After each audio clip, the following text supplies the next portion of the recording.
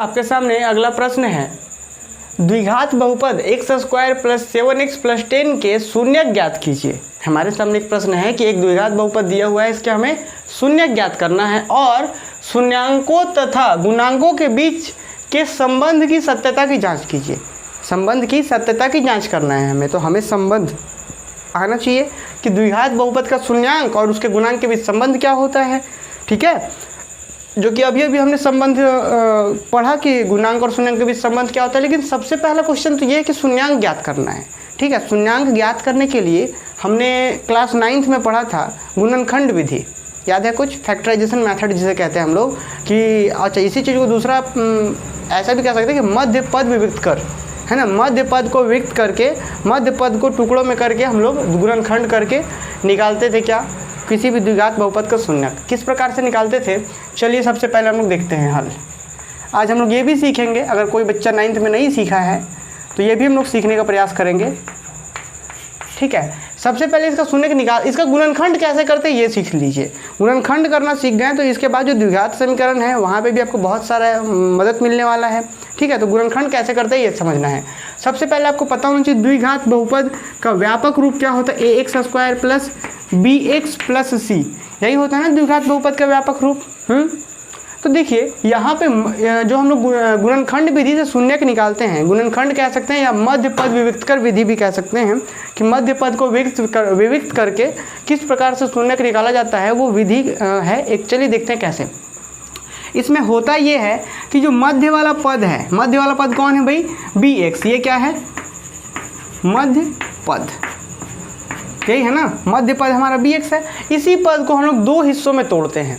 दो हिस्सों में किस प्रकार से, मान लेते हैं इसका कुछ हिस्सा प्लस कुछ हिस्सा, या इस हिस्सा माइनस कुछ हिस्सा, मतलब इसी bx को हम लोग दो टुकड़ों में बांटते हैं और वो दोनों टुकड़ा इस प्रकार से होता है कि उन दोनों का जो गुणांक होगा उसको आपस में गुना करने से a और c के बराबर आ जाए। क्या होता है फिर से समझिए, मान लीजिए a और c को अगर हम लोग गुना करते हैं तो क्या आएगा भाई, ac आएगा। अगर हम यहाँ पे बात करें, इन दोनों को गुना करें तो क्या आना चाहिए, ac आएगा। अब हम लोग इसको इस प्रकार से तोड़ते हैं, इस bx को इस प्रकार से दो हिस्सा में तोड़ेंगे। चूँकि यहाँ पे x है तो यहाँ पे भी x होगा, क्यों, क्योंकि हम लोग प्लस या माइनस से तोड़ेंगे। तो x तो है, ठीक है, लेकिन जो गुणांक होगा इसका, मीन्स कि x के साथ जो गुना में होगा और यहाँ पे जो गुना में होगा, उन दोनों को गुना करने से वो यही आए। क्या आना चाहिए, जो पहला और लास्ट का जो गुना करने से जो ac आ रहा था वही आना चाहिए।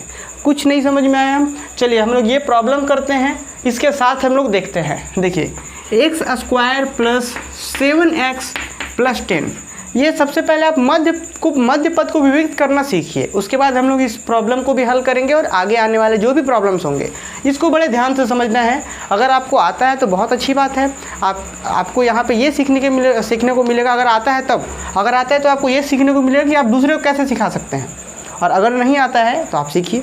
ठीक है, देखिए कैसे हम लोग करते कैसे हैं। सबसे पहले अगर आप बात करेंगे, यहाँ पे a और c को गुना किया जाता था, तो भाई यहाँ पे a कितना है, 1 है, क्योंकि x² का जो गुणांक होता है वही तो ये होता है। तो यहाँ पे a कितना है, 1 है, b कितना है, 7 है, c कितना है, 10 है। हम क्या बोल रहे थे कि हमें इसको इस प्रकार से तोड़ना होता था ताकि गुना करने पर a और c के गुना करने के बराबर है। तो सबसे पहले a और c को गुना कर लीजिए। ठीक है, और गुना करने से जो रिजल्ट आता है ना वही बताएगा कि कौन कौन टुकड़ा लेना है हमें। देखिए जैसे ही a को c से गुना किए, मतलब 1 को 10 से गुना किए, कितना आ गया, 10 आ गया। अब यही 10 हमें बताएगा कि इसका टुकड़ा आपको किस प्रकार से लेना है। ठीक है, अब देखिए, अब टुकड़ा कैसे लेंगे समझिए। सबसे पहले 10 का अभाज्य गुणनखंड निकाल देंगे हम लोग। अभाज्य गुणनखंड हमने पिछले क्लास में सीखा था, जब हम लोग वास्तविक संख्याएं पढ़ रहे थे, तो वहाँ पे हमने बहुत अच्छे से सीखा है। आप प्लीज़ सबसे पहले उस चैप्टर को पढ़ें, वहाँ पे हम बहुत कॉन्सेप्ट को डिस्कस किए हुए हैं। तो जैसे ही 10 का अभाज्य गुणनखंड निकालेंगे हम लोग, तो अभाज्य गुणनखंड कुछ इस प्रकार से निकाला जाता था। देखिए आप 1 लगा भी सकते हैं या यहीं पे छोड़ सकते थे। तो 10 का जो अभाज्य गुणनखंड आया, 2 × 5 आया, ये आ गया। हमें क्या है, हमें इसको दो टुकड़ों में बांटना है। अब देखिए दोनों टुकड़ा हमारा यहीं से मिलेगा, यही 10 से ही मिलता है। जो a और c का गुना करने से जो रिजल्ट बनता है उसी से हमारा 2 टुकड़ा मिलता है। अगर 3 टुकड़ा मिलता है तो हम 2 टुकड़ा में बदलते और उसके बाद यहाँ पे आते। कैसे, देखिए 2 है और 5 है, तो क्या इन दोनों को हम जोड़ दें तो बीच में 7 बन जाएगा क्या, तो इसका मतलब है कि हम 7x को इसी दो टुकड़ा की मदद से तोड़ने वाले हैं। कैसे भाई? 2x plus 5x। इसका रोल समझ में आया? ये x था तो x तो लगाएंगे, क्योंकि x नहीं लगाएंगे तो 2x और x नहीं लगाएंगे तो 7x बनेगा कैसे? समझ में आ रहा? तो ये सिर्फ बताता है कि आपको गुणांक क्या रखना है। देखिए गुणांक क्या है? 2 और 5, तो गुणांक रख दिए 2 और 5, ठीक है। और हम खुद सोच कर देखेंगे, ये हमें खुद से सोचना है कि क्या दोनों को गुना कर रहे हैं। 2 गुना 5 क्या उतना ही आ रहा जितना a और c से गुना किए थे? बिल्कुल आ रहा भाई, 2 और 5 गुना कीजिए उतना ही आ रहा। अब जोड़ कर देखिए दोनों को, या कभी कभी होता है घटाना भी पड़ जाए, दोनों को जोड़ कर देखिए क्या बीच वाला आ रहा है? बिल्कुल आ रहा। तो हम यहाँ पे क्या लिख सकते हैं? हम लोग लिख सकते हैं पहला वाला जैसे था वैसे ही रह गया, इसमें कोई छेड़छाड़ नहीं हुआ। हम सिर्फ इसको चेंज कर रहे हैं। इसको किससे रिप्लेस कर रहे हैं? हम इसको दो टुकड़ों में बांट रहे हैं। कौन कौन टुकड़ा? 2x प्लस 5x प्लस 10, ये हमारा दो टुकड़ा बना। बात समझ में आया कैसे हम लोग दो टुकड़ा में बदले? अब देखिए यहाँ पे मुझे उम्मीद है कि समझ आ गया होगा किस प्रकार से बीच वाले पद को दो टुकड़ों में बांटते हैं। कभी कभी माइनस भी करना पड़ता है, कभी कभी प्लस भी करना पड़ता है। सीखेंगे हम लोग जो भी जैसे जैसे क्वेश्चंस आएंगे, ठीक है। अब देखिए, अब यहाँ से देख पा रहे होंगे कि पहला 2 से कॉमन करते हैं हम लोग, ठीक है। आगे समझिए, दोनों में x है, तो अगर x कॉमन कर लेंगे तो यहाँ क्या बचेगा? आपको पता है कि x स्क्वायर का मतलब होता है x गुना x। अगर हम एक x बाहर कर ले रहे हैं तो पहला यहाँ पे कितना बचा? एक x अगर बाहर कर लिए तो बचा कितना? x। और यहाँ पे कितना है? 2x है। यहाँ पे कितना है? 2x है। तो 2x को क्या समझते हैं हम लोग? 2 गुना x। अगर x बाहर चला गया, x कहाँ बाहर चला गया तो बचा कौन? प्लस। और यहाँ से x बाहर चला गया तो कौन बचा? 2 बचा। समझ में आया? अब हम आपको एक ट्रिक बता रहे हैं कि अगर यहाँ पे जो कॉमन पार्ट होता है ना इधर, वही यहाँ पे भी होना चाहिए। बात समझना है, वही चीज़ यहाँ पे भी होना चाहिए। अब वैसे भी सोचिए दोनों में क्या कॉमन आ रहा, तो आप देखेंगे सर यहाँ पे 5 है और यहाँ पे 5 गुना 2, यहाँ पे भी 5 है ना। तो जैसे यहाँ पे प्लस और 5 जैसे ही कॉमन करेंगे तो यहाँ क्या बचेगा? x बचा क्या? और यहाँ पे क्या बचा? 10 को क्या लिख सकते हैं आप? 2 गुना 5 या 5 गुना 2, एक ही बात है। 5 तो बाहर चला गया, बचा कौन? 2 बचा। कुछ समझ में आया कैसे लिए? अच्छा, और आगे बढ़िए। अब अगर आप देखेंगे तो यहाँ से यहाँ तक एक पद है, क्योंकि प्लस के इधर एक पद है और इस प्लस के इधर एक पद है। इन दोनों पदों में फिर कुछ कॉमन आ रहा है। ये वाला चीज़ है ना, दोनों जगह है। x+2 यहाँ भी है, x+2 यहाँ भी है। तो अगर हम x+2 को ही कॉमन कर लें तो यहाँ पे पहला जो पद था इसमें से अगर ये बाहर चला गया तो बचा कौन? x। बचा कौन? x। और इधर कौन बचा? ये टोटल तो बाहर चला गया तो बचा कौन? 5। समझ में आया? तो ये देखिए क्वेश्चन हमारा ये था और इसको हम लोग ऐसा लिख पाए। तो ये जो प्रोसेस हुआ समझ में आया? बात समझ में आया? अच्छा, एक बार फिर से देख लीजिए क्या किए हम लोग। सबसे पहले 1 को 10 से गुना किए, 10 बन गया। उसी 10 से हम लोग उसी 10 का मदद से इसको तोड़े। उसी 10 का मदद कैसे लिए? अभाज्य गुणनखंड निकाल करके हम लोग तोड़े। और तोड़ इस प्रकार से रहे 2x प्लस 5x, ठीक है। तो आप गुना करके देखेंगे तो 10 ही आना है और जोड़ेंगे तो ये आ जा रहा है, ठीक है। अब देखिए पहला 2 से कॉमन किए, x कॉमन किए तो यहाँ बचा x, यहाँ बचा 2, ठीक है। अच्छा, अब इधर आएंगे, यहाँ से जैसे ही दोनों में 5 5 था, 5 कॉमन किए तो यहाँ बचा x, यहाँ बचा 2। समझ में आया? अब दोनों जगह x+2 है तो x+2 कॉमन कर लिए तो यहाँ बचा x, यहाँ बचा 5, ठीक है। कुछ बच्चे क्या करते हैं, सिंपली x+2 एक बार और यहाँ से x और प्लस 5 ऐसे लिख देते हैं, वो भी सही है। हाँ, लेकिन कॉन्सेप्ट कहता है कॉमन। तो कुछ कुछ समझ में आया यहाँ से? कि किसी भी द्विघात बहुपद को हम लोग मध्य पद से किस तरीके से गुणनखंडित करते हैं। तो चलिए अब हम लोग हल करते हैं क्वेश्चंस को, और आगे जिस प्रकार से क्वेश्चंस आएंगे तो हम लोग सॉल्व करेंगे इसी प्रकार से समझाते हुए। x+2 था और x+5 था। अब हम लोग डायरेक्ट लिखेंगे। क्या लिखेंगे? हम लोग लिखेंगे यहाँ x² प्लस 7x प्लस 10। इसको हम क्या लिख सकते हैं? इसको हम लिख सकते हैं x² plus 2x plus 5x plus 10। आप बोलेंगे सर ये डायरेक्ट आप कैसे लिख पा रहे हैं? आप भी लिख पाएंगे जब आप थोड़ा सा प्रैक्टिस कर लेंगे तो आप खुद मन में गुना कर पाएंगे कि भाई 10 को 1 से गुना किए 10 से कम 10, और 10 को हम अभाज्य गुणनखंड करके बीच वाले को तोड़ना है। तो 10 को करेंगे तो 2 गुना 5 और 5x प्लस 2x 7x, तो 5x प्लस 2x। समझ में आ रहा है? इस प्रकार से तोड़ते हैं। अब इसको और आएंगे हम लोग तो क्या लिख सकते हैं? x कॉमन किए, x+2, यहाँ से 5 कॉमन किए, x+2, और थोड़ा बढ़ेंगे तो x+2 और x+5 5। समझ में आया कैसे किए? अच्छा, आपको पता है कि शून्यक होने का क्या मतलब होता है? शून्यक होने का मतलब कि ये पूरा चीज़ क्या हो जाना चाहिए? शून्य हो जाना चाहिए। नहीं समझे? ये पूरा चीज़ अगर शून्य हो जाएगा किसी मान के लिए तभी तो शून्यक कहलाएगा। अगर हम कह दे रहे हैं कि यहाँ x² + 7x + 10 शून्य होगा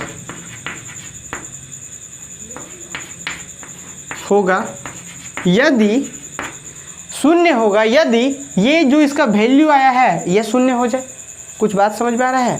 फिर से मेरा बात समझिए, ये इसका क्या होगा? शून्य होगा। ये टोटल वैल्यू शून्य हो जाएगा। कब हो जाएगा शून्य? जब या तो ये वाला शून्य हो जाए, यहाँ पे 2 खंड है ना जी, गुणनखंड 2 है, अगर इसी को हम शून्य कर दें तो शून्य को इससे गुना करेंगे तो शून्य, टोटल शून्य होगा। नहीं समझे? फिर से समझिए, इस बहुपद को हम क्या लिख रहे थे? x² + 7x + 10 बराबर लिख पा रहे हैं हम लोग x + 2 गुना कितना? x + 5। यहाँ तक समझ में आया? अच्छा, अगर हम बोल दें भाई ये x + 2 0 हो जाएगा तो ये पूरा वैल्यू नहीं 0 हो जाएगा? 0 हो जाएगा। समझ में आया? अगर x + 2 0 हो जाए तो ये टोटल गुना होकर 0 बना देगा। अच्छा, अगर ये 0 नहीं होकर ये 0 हो जाए तो भी गुना होकर 0 बना देगा। मतलब कह सकते हैं कि ये पूरा बहुपद शून्य होगा यदि x + 2 या x + 5 शून्य हो। कुछ समझ में आया? या अगर ये शून्य हो जाए तो भी शून्य पूरा बन जाएगा, ये शून्य हो जाए तो भी शून्य पूरा बन जाएगा। समझ में आया? अच्छा, तो ये शून्य होगा, इसका मतलब क्या होगा? मतलब x + 2 शून्य होगा, इसका मतलब कुछ ऐसा ही ना कि x + 2 शून्य हो जाए। इसका मतलब x का वैल्यू कितना? -2। कुछ समझ में आ रहा है? अर्थात उसी चीज़ को हम लोग आगे बढ़ाते हुए लिखेंगे, अर्थात x + 2 = 0 या x + 5 = 0 हो। कुछ समझ में आया? कि ये शून्य हो जाए या ये शून्य हो जाए। शून्य हो जाए मतलब कि शून्य के इक्वल हो जाए, तो शून्य के इक्वल कर दिए, अर्थात x + 2 बराबर 0 या x + 5 बराबर 0। और ये शून्य होने का मतलब क्या होता है? आपको मैंने सिखा रखा है कि ये +2 अगर इधर है, बॉर्डर के उस पर जाता है तो क्या होता है? -2। तो 0 - 2 क्या होगा? -2 ही रहना है। तो अर्थात या हम यहाँ से लिख सकते हैं, इसलिए दिए गए बहुपद का शून्यक क्या होगा? यहाँ से x का वैल्यू कितना आ रहा है? -2। कुछ समझ में आया कैसे? +2 था, उधर गया तो -2, तो शून्यक क्या होगा? -2। और यहाँ से कितना आ रहा है? -5। शून्य -2 और -5 है। कुछ समझ में आया? तो ये था हमारा क्वेश्चंस। अब क्या बोल रहा है कि शून्यक तो ज्ञात कर लिए, अब बोल रहा है कि शून्यांकों तथा गुणांकों के बीच संबंध की सत्यता की जांच कीजिए। यहाँ पे आप लोगों सभी बच्चों से एक रिक्वेस्ट है कि कुछ टीचर्स क्या करते हैं, यहाँ पे f(x) = 0 करके बनवाते हैं क्वेश्चंस। तो वैसा हम नहीं कर सकते क्योंकि यहाँ पे बहुपद की बात हो रहा है, और वो चीज़ क्या हो जाएगा, जैसे आप इस चीज़ को 0 के इक्वल मान लेंगे वो तो समीकरण हो जाएगा, है ना। तो यहाँ पे बहुपद की बात हो रहा है, इसलिए हम लोग जब भी बनाएंगे इसी तरीके से बनाएंगे, ठीक है। तो क्या है? -2 -5 ये शून्यक हो गया। अब क्या बात हो रहा है? बात हो रहा है कि इसके शून्यांकों और गुणांकों के बीच जो संबंध है ना, उसका जांच करना है हमें। तो जांच करने के लिए आपको पता होना चाहिए कि अगर ax² bx + c कोई द्विघात बहुपद है, अल्फा और बीटा अगर 2 शून्यक है तो 2 संबंध होता था। पहला शून्यांकों का योग होता था, अल्फा + बीटा करने से होता था, क्या होता था जी? -b/a, मतलब x का गुणांक डिवाइडेड बाई x² का गुणांक, साइन माइनस, क्योंकि एक एक करके ले रहे हैं। दूसरा क्या होता था? 2 करके लेंगे तो alpha beta divided by a = c/a। कुछ याद आ रहा है? तो इसी चीज़ का हमें यहाँ जांच करना है। जांच कैसे करते हैं देखिए, जांच लिख देंगे और लिखेंगे पहला नंबर। सबसे पहले क्या जांच करेंगे हम लोग? शून्यांकों का योग के बारे में। शून्यांकों का योग, शून्यांकों का योग जांचेंगे हम लोग। तो शून्यांक हमारे पास 2 क्या क्या है? -2 और -5 है, दोनों को जोड़िए। आप क्या आ रहा है? तो -2 + -5। इस चीज़ को क्या कर सकते हैं आप? देखिए तो इसको जैसे ही सॉल्व करेंगे तो कितना आ रहा है रिजल्ट? लिख सकते हैं डायरेक्ट, क्या कैसे लिखे देखिए, -2 और माइनस प्लस करेंगे तो -2 और -5 कितना, -7। अब -7 को आप क्या लिख सकते हैं, -7/1 लिख सकते हैं क्या, क्योंकि संख्या के नीचे कुछ नहीं है तो 1 होता है, तो -7/1। अब जरा ध्यान दीजिए, इस माइनस को आप रहने दीजिए माइनस, इस 7 को आप क्या लिख सकते हैं, 7 को आप क्या लिख सकते हैं, x का गुणांक लिख सकते हैं क्या, इस 7 को आप लिख सकते हैं x का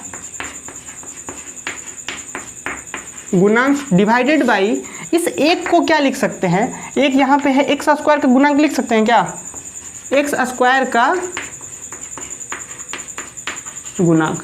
देखिए तो सत्यापित हो गया क्या हमारा, हमने शून्यांकों का योग किया और शून्यांकों का योग हम जो जानते थे कि शून्यांकों का योग करने से क्या होता था, -x का गुणांक होता है डिवाइडेड बाई x² का गुणांक होता है, वही चीज़ आया, x माइनस था, माइनस फार्मूला से x का गुणांक यहाँ 7 है और वही होता है फार्मूला से भी, तो सत्यापित हुआ। समझ में ये कैसे सत्यापित किए। चलिए अब हम लोग दूसरा करेंगे, हम लोग क्या, शून्यांकों का गुणनफल, शून्यांकों का गुणनफल क्या होता है भाई, -2 गुना -5 कितना, यहाँ पे तो शून्यांक यही दोनों है ना, पहला शून्यांक -2 है और दूसरा क्या है -5, जैसे ही गुना करेंगे तो माइनस माइनस प्लस, और 2 गुना 5 कितना 10, 10 के नीचे कुछ नहीं तो 1।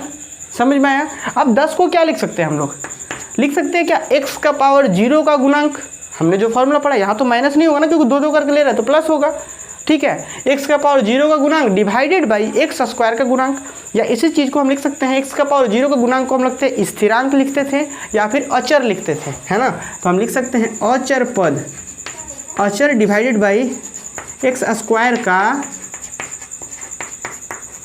गुणांक। उम्मीद है कि आप लोग समझ पा रहे होंगे कि किसी भी प्रश्न का हम लोग द्विघात बहुपद का शून्यांक कैसे ज्ञात करते हैं और शून्यांकों और गुणांकों के बीच संबंध को कैसे जांचते हैं। ठीक है, चलिए अब हम लोग एक अगला प्रश्न लेते हैं। चलिए तो अब नया प्रश्न आपके सामने है और इस प्रश्न में भी आपको कुछ नया सीखने को मिलने वाला है। ठीक है, तो देखिए प्रश्न क्या कहता है, बहुपद x² - 3 के शून्य ज्ञात कीजिए और शून्यांकों तथा गुणांकों के बीच के संबंध की सत्यता की जांच कीजिए। सेम वही बात है, पहले शून्यांक निकालना है और फिर उसके संबंध की जांच करनी है हमें। तो चलिए पहले शून्यांक कैसे निकालते हैं, देखिए यहाँ पे हम लोग क्या लिख सकते हैं। सबसे पहला हमारा जो मेन टारगेट होता था, आपको याद हो कि पिछले क्वेश्चन में हमारा मेन टारगेट क्या था, एक बहुपद दिया हुआ था, इस बहुपद को हम लोग 2 गुणनखंड के रूप में व्यक्त किए थे और इस बहुपद को 2 गुणनखंड में व्यक्त करने के लिए हमने पिछली बार मध्य पद को विभक्त किया था, मतलब मध्य पद को टुकड़ों में बांटा, फिर कॉमन लिया, फिर पद हम लोग व्यक्त कर पाए। अब यहाँ पे हम लोग क्या कर सकते हैं, मध्य पद यहाँ है ही नहीं तो कैसे तोड़ेंगे हम लोग, है ना। तो बहुत ऐसा क्वेश्चंस मिलता है जहाँ पे मध्य पद न दिया हुआ रहे तो वहाँ पे कुछ हम लोग फॉर्मूला अपना कॉमन सेंस यूज़ करते हैं। फॉर्मूला आप लोग को एक चीज़ याद हो कि a² - b² अगर रहे तो हम क्या लिख सकते हैं उसको, a + b इंटू में a - b, है ना। अगर a² - b² कहीं पे रहे तो हम a + b into a - b लिख सकते हैं। जिस प्रकार से a + b का होल स्क्वायर होता है a² + 2ab + b², सेम उसी प्रकार से यह भी एक फॉर्मूला है क्या कि a + b एक गुणनखंड हो जाता है और दूसरा गुणनखंड कौन, a - b। तो ये यहाँ पे भी वही चीज़ लगने वाला है। आपको एक चीज़ हम बता दें कि आप सभी बच्चों को पता होगा कि आपने क्लास 5-6 से ही पढ़ रखा होगा कि यदि आधार सेम हो किसी भी राशि का तो पावर क्या होता है, जुटता है, चाहे वह राशि चर हो या अचर हो। जैसे कि अगर x का पावर 2 है गुना हो रहा है x का पावर 5 से, अगर आधार सेम है तो पावर क्या होता था, जुटता था, आधार वही रह जाना है और 2 + 5 हो जाता था, मतलब कि x का पावर 7 हो जाता था। यही चीज़ इसके साथ भी होता था, 2 का पावर 3 है गुना 2 का पावर अगर 5 रहे तो कितना हो जाएगा, 2 गुना 2, आधार तो सेम ही रह जाएगा, तो 5 और 3 कितना हो जाता था, 8 होता था। उसी तरीके से क्या हम लोग √3 को अगर √3 से गुना करें तो कितना आएगा रिजल्ट। आप सभी बच्चों को पता होगा कि रूट कैंसिल हो जाता है, 3 हो जाता है, तो ऐसा कुछ भी नहीं है। रूट का मतलब ये होता है कि 3 का पावर कितना है, ये 1/2 है। रूट का मतलब ही होता है पावर 1/2। इस रूट का क्या मतलब हो गया, इसका रूट का मतलब ही हो गया पावर 1/2। तो अब देखिए बेस सेम है, मतलब आधार दोनों का सेम है, तो पावर 1/2 और 1/2 ऐड होगा, आधा और आधा, 1/2 का मतलब आधा और ये आधा, जब 2 आधा मिलेगा तो क्या बनेगा, 3 का पावर पूरा एक, तो एक हम लोग लिखते नहीं है, तो इसलिए हम लोग लिखते हैं क्या कि जब √3 को √3 से गुना करते हैं तो सिंपल 3 बनता है। क्लियर है? तो अगर कहीं पे ज़रूरत पड़े तो हम लोग लिख सकते हैं क्या, 3 को लिख सकते हैं √3 इंटू √3, बिल्कुल लिख सकते हैं। चलिए, तो यही हम लोग यहाँ पे भी कुछ यूज़ करने वाले हैं। ये फॉर्मूला ध्यान रखना है आप लोगों को। देखिए कैसे करेंगे, समझिए। यहाँ पे हम लोग लिखेंगे यहाँ x² - 3 बराबर x² - √3 इंटू √3। कोई दिक्कत? क्यों किए हम लोग? क्योंकि 3 को √3 इंटू √3 लिख सकते हैं। आपको पता है कि अगर हम 2 गुना 2 लिखें तो कुछ बच्चे बोलेंगे सर इतना क्यों लिख रहे हैं, 2 गुना 2 को आप डायरेक्ट लिख दीजिए ना, 2 का स्क्वायर लिख सकते हैं कि नहीं। तो उसी प्रकार से √3 इंटू √3 ना लिख करके डायरेक्ट लिख दे क्या, √3 का स्क्वायर। और आपको पता है कि आपको एक बात और हम बता दें कि √3 मतलब क्या भाई, अगर इसका स्क्वायर है मतलब क्या कि रूट का मतलब हो गया 3 का पावर 1/2, 3 का पावर 1/2 और इसका पावर 2 है, मतलब ये आपको पता है पावर हमेशा गुना होता है और गुना होगा तो ये कैंसिल हो जाएगा, फाइनल 3 ही बचना है। तो ये समझ में आया कि हम √3 का स्क्वायर कैसे लिखें। हाँ चलिए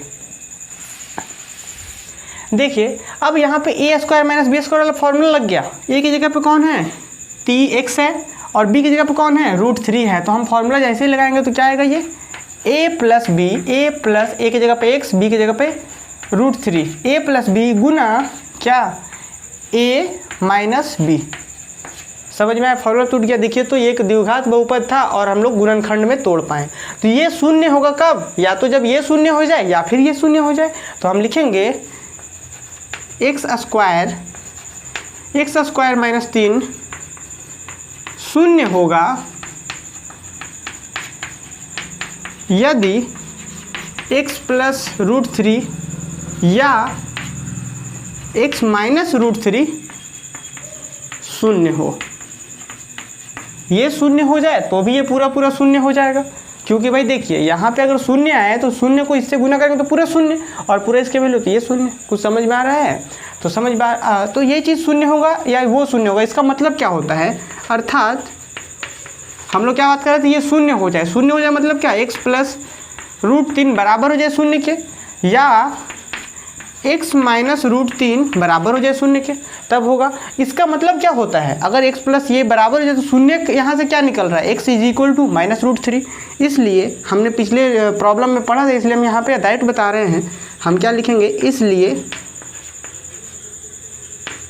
x = या डायरेक्ट लिख लीजिए -√3। माइनस क्यों भाई, क्योंकि x + √3 = 0, तो ये √3 उधर गया तो क्या -√3 बना यहाँ से, और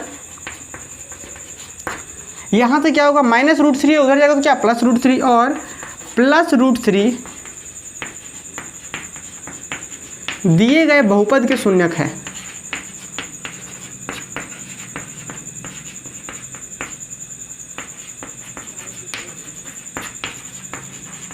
समझ में आया? अब हम लोग जांच करते हैं। नंबर 1 क्या भाई, शून्यांकों का योग। शून्यांकों का योग कीजिए। तो सबसे पहला शून्यांक क्या है, हम इसको पहला मान लेते हैं, इसी को पहला मान लीजिए, -√3 और +√3 कितना आ गया, शून्य आ गया। तो हमने पढ़ा क्या था कि जब शून्यांकों का योग करते थे तो हमने पढ़ा था क्या, हमने पढ़ा था -b/a, हमने ये पढ़ा था -b/a। -b/a का मतलब b क्या होता था, आपको पता होना चाहिए, x का गुणांक होता था, और ये a क्या होता था, x² का गुणांक होता था। तो आप बोलेंगे सर यहाँ पे तो शून्य आ गया, तो शून्य क्या ये सेटिस्फाई कर रहा, बिल्कुल कर रहा। अगर आप इस प्रश्न में देखेंगे तो इस प्रश्न में b क्या है, a तो आपका पता है x² का गुणांक a कहलाता है, b वाला टर्म तो है ही नहीं। मैंने आपको पहले क्लास में ही समझा रखा था किस तरीके से तुलना करते हैं। तो अगर हम तुलना करेंगे यहाँ पे तो b वाला टर्म ही नहीं है, तो b = कितना हो गया, 0। तो आपको पता है कि जैसे x का गुणांक यहाँ पे क्या होगा, b की जगह पे क्या है, शून्य है, तो शून्य भाई है ही, और नीचे क्या है, 1 है, तो 1 है, तो 1 x² का गुणांक देखिए 1 है। बात समझ में आ रहा है? तो ये सत्यापित होता है। आप चाहे तो यहाँ पे लिख सकते हैं, चूँकि b = दिया हुआ है 0 और a = 1, चाहे तो रीज़न लिख सकते हैं, चूंकि ऊपर में चंद्र बिंदु, ठीक है। ये हो गया सत्यापित। दूसरा क्या होगा, शून्यांकों का गुणनफल। ये इधर से नहीं होता, इधर से होता है। शून्यांकों का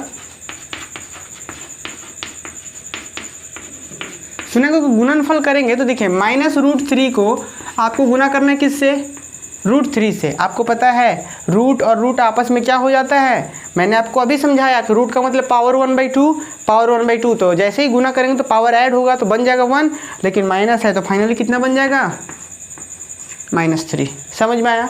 अब ये होता क्या था आपको पता है, -3 कुछ नहीं नीचे तो 1।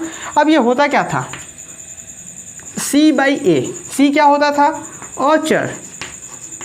औचर बटा x² का गुणांक। अगर आपको संबंध याद नहीं हुआ है तो पहले संबंध याद करेंगे, उसके बाद यहाँ पे हम लोग बात करेंगे, ठीक है। C/A हो गया, बात समझ में आया यहाँ पे। तो यहाँ पे भी सत्यापित है। देखिए C के जगह पे कितना है इस प्रश्न में, C की जगह पे -3 है भाई -3। A के जगह पे कितना है, 1 है। तो आप डायरेक्ट भी ये ना लिख करके डायरेक्ट ये लिख दीजिए, वो भी सही है। क्लियर है बात। चलिए अब हम उम्मीद है ये चीज़ें समझ आ गई होंगी और एक अगले प्रश्न की ओर हम लोग बढ़ते हैं।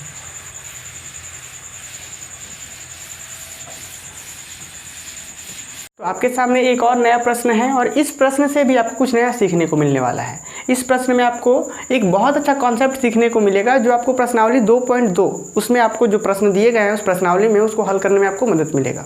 तो प्रश्न क्या कहता है, एक द्विघात बहुपद ज्ञात कीजिए जिसके शून्यांकों का योग तथा गुणनफल क्रमशः -3 और 2 है। इसका मतलब बोला जा रहा है कि हमें एक द्विघात बहुपद ज्ञात करना है। इससे पहले क्या होता था कि द्विघात बहुपद दिया हुआ रहता था, हमें शून्य ज्ञात करना रहता था। अब क्या है भाई कि शून्यांकों का योग और शून्यांकों का गुणनफल दिया हुआ है, हमें बहुपद ज्ञात करना है। मैंने आप सभी को बताया था कि द्विघात बहुपद का जो जनरल फॉर्म होता है, मीन्स की व्यापक रूप जो होता है वो ये होता है ax² + bx + c। ये द्विघात बहुपद है। और मैंने ये भी सिखाया था कि यदि आपको a, b और c का वैल्यू दे दिया जाए तो आप द्विघात बहुपद बना सकते हैं। ये वही बात हो गई ना कि जैसे आपको मिट्टी दे दिया जाए और सांचा आपके पास हो तो आप ईंट बना सकते हैं, ठीक है। तो हम लोग क्या करेंगे, हमारे पास जो रिजल्ट दिया हुआ है, रिजल्ट मीन्स की डाटा जो दिया हुआ है, जो जानकारी दी गई है, उसी जानकारी की मदद से a, b और c निकालेंगे और यहाँ पुट कर देंगे तो हमें द्विघात बहुपद मिल जाएगा। जानकारी क्या दिया हुआ है, शून्यांकों का योग और शून्यांकों का गुणनफल क्रमशः -3 और 2 दिया हुआ है। शून्यांकों का योग कहने का मतलब क्या होता है, आपको पता है कि अगर ये द्विघात बहुपद है तो इसके शून्यांक जो होंगे वो 2 होंगे, अल्फा और बीटा इसके 2 शून्यांक होंगे। क्यों 2 होंगे, क्योंकि ये द्विघात बहुपद है। प्रश्न कहता है कि शून्यांकों का योग दिया हुआ है, मतलब अल्फा + बीटा दिया हुआ है -3, ठीक है। अच्छा, शून्यांकों का गुणनफल दिया हुआ है कितना, 2, यही दिया हुआ है ना, हाँ बिल्कुल।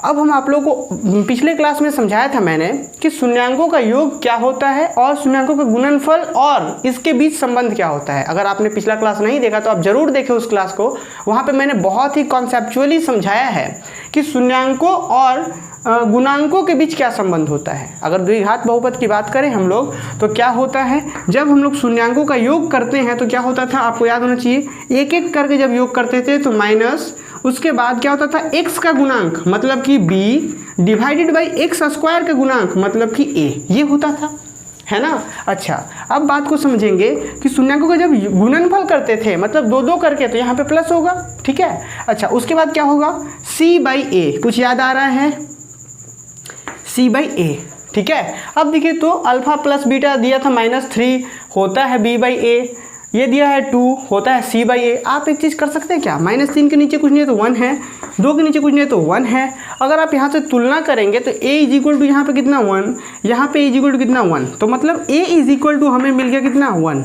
अगर यहाँ से माइनस माइनस सेम है, b = का बात करें तो b = कितना मिल गया 3।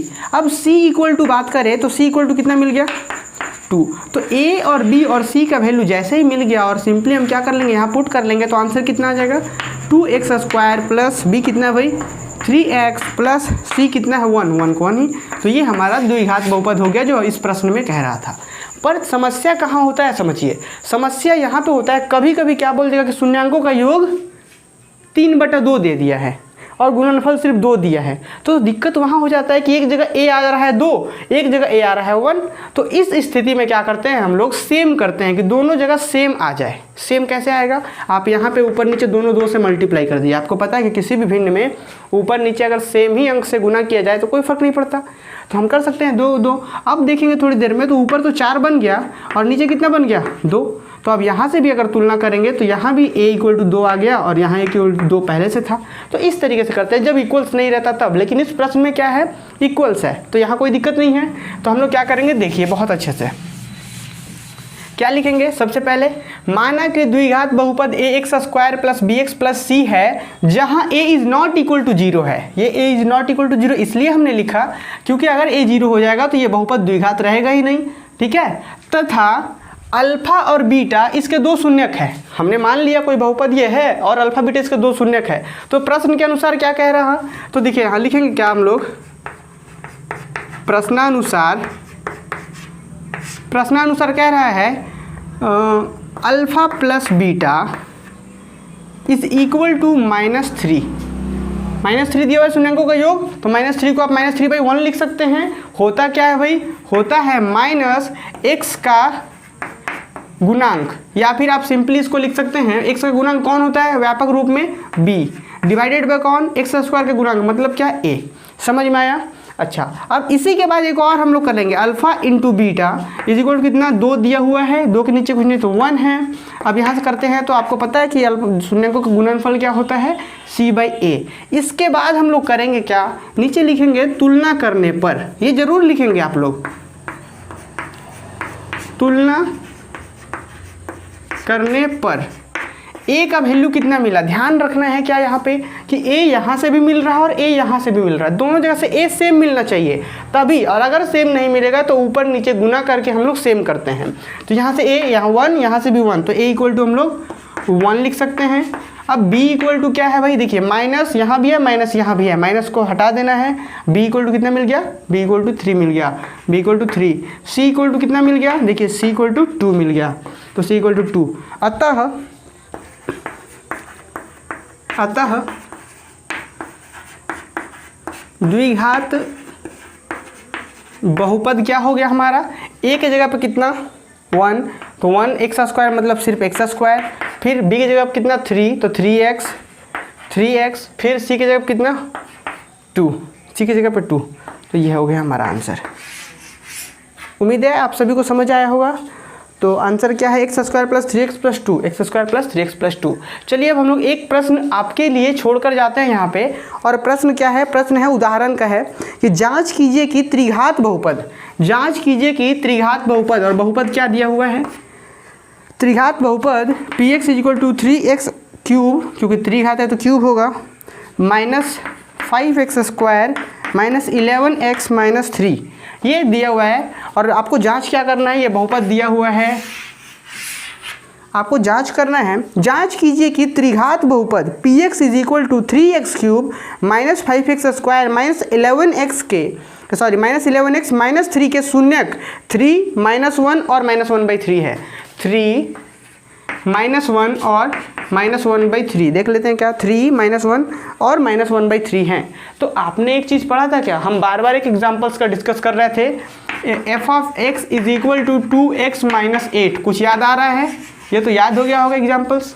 इसका शून्यक क्या था, इसका शून्यक 4 था, मैंने बहुत बार डिस्कस किया है। और 4 कैसे आ रहा था आपने देखा होगा पिछले क्लास में, और आज ही क्लास में भी देखा होगा। तो इसका शून्यक 4 था। तो शून्यक 4 हम क्यों कह रहे हैं, क्योंकि जैसे ही शून्यक को इस x के जगह पर, मीन्स कि चर के जगह पे रखते हैं तो हमारा टोटल बहुपद क्या हो जाएगा, शून्य हो जाएगा। मतलब अगर 4 शून्य है तो पूरा को शून्य करेगा, शून्य कर देगा। अगर ये 3 शून्य होगा इस बहुपद का, तो x के जगह पे जैसे ही 3 रखेंगे तो क्या दे देना चाहिए, पूरा शून्य देना चाहिए। मतलब क्या कि जैसे ही हम लोग यहाँ p है, तो अगर जैसे ही हम लोग p(3) निकालेंगे, 3 निकालने का मतलब कि जहाँ जहाँ x है, x है, अगर 3 पुट करेंगे तो हमें क्या मिलना चाहिए, 0 मिलना चाहिए। तो आप क्या करेंगे, 3 × x के जगह पे कितना, 3 का पावर 3, देखिए x का पावर 3 था तो 3 का पावर 3 माइनस 5 है, 5 लिखे, x के जगह पे कितना 3, पहले इससे चेक कर रहे हैं क्योंकि हम f3 निकाल रहे हैं, p3 निकाल रहे हैं। तो कितना, 3 का पावर 2 -11 × 3 माइनस 3। अगर ये शून्य आता है तब हम लोग कह पाएंगे कि हाँ ये जो 3 है ना इसका शून्यक है। इसी प्रकार से P ऑफ -3 निकालेंगे, -1 निकालेंगे, अगर शून्य आता है तो कह देंगे शून्यक है। -1/3 निकालेंगे तो अगर उस पर शून्य आता है तो कह देंगे कि हाँ ये शून्य है। क्लियर है बात? यही चीज़ बुक में भी किया गया है। एक बार फिर से प्रश्न को देख लीजिए। जांच कीजिए कि त्रिघात बहुपद px = 3x⁻³ -5x² -11x - 3 के शून्यक 3 -1 और -1/3 हैं। इसके पश्चात शून्यांकों तथा गुणांकों के बीच के संबंध की सत्यता की जांच कीजिए। इसके बाद शून्यांकों तथा गुणांकों के बीच का संबंध की सत्यता की जांच करनी है। तो शून्यांक ये आपका 3 है। आपको पता है कि शून्यांकों का योग क्या होता था? Alpha plus beta plus gamma, मतलब तीनों का अगर योग करेंगे तो रिजल्ट क्या आता था? माइनस, क्योंकि एक एक करके जोड़ रहे हैं तो माइनस x⁻³ में से 1 घटेगा मतलब 2, तो -x² का गुणांक डिवाइडेड बाई x³ का गुणांक आना चाहिए। मतलब माइनस यहाँ कितना है? -5 है, तो -5 डिवाइडेड बाई 3 आना चाहिए। तो देखेंगे आप लोग करके तो रिजल्ट वही आना है। ठीक है, अगर इसके बाद भी कहीं डाउट आता है इस प्रश्न में तो आप लोग ज़रूर कमेंट बॉक्स में कमेंट करेंगे। अगले क्लास में हम लोग इस प्रश्न को एज अ डाउट लेंगे आपका। धन्यवाद।